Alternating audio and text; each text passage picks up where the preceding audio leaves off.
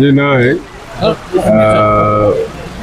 बर'नि बिफा बड'फा उपेन्द्रनाथ ब्रह्मखौ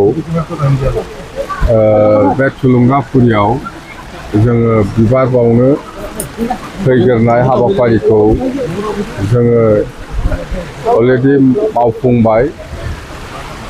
उद्देश्यआ बेनो जे दिनै बड'लेण्ड टेरिटरियेल काउन्सिलनि गोदानै सरकार दानायनि मोनसे अथ टेकिं सेरेमनि।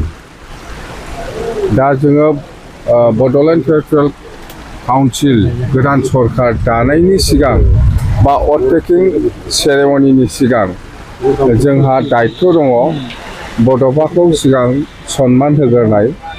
आरो जोङो बयबो बुजिगौ बड'फाया सोरमोन, आरो जोङो बेखायनो बड'फाखौ सिबिनाय एबा खुलुमनाया बा मान होनाया बा सन्मान होनाया जोंनि गिबि थांखि। बेखौ सन्मान होखांनायनि उनावसो जोङो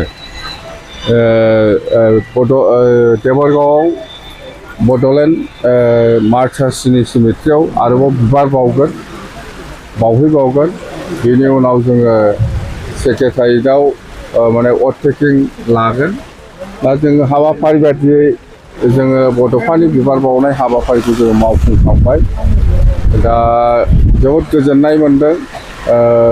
बिटिसिनि गासै रायजो राजाफ्रा दिनै गासिबो जाथि जनगोष्ठीया दिनैनि बे अथ टेकिं सेरेमनि आरो बड'फाखौ बिबार बावनाय हाबाफारि आरो लोगोसे देबरगावनि बड'लेण्ड मार्टार्स सिमेट्रियाव बिबार हाबाफारि बेफोर गासिबो बयबो लोब लोब बाहागो लाफैदों। आरो बिनि दसे उनावनो अथ टेकिं सेरेमनिया जासिगोन।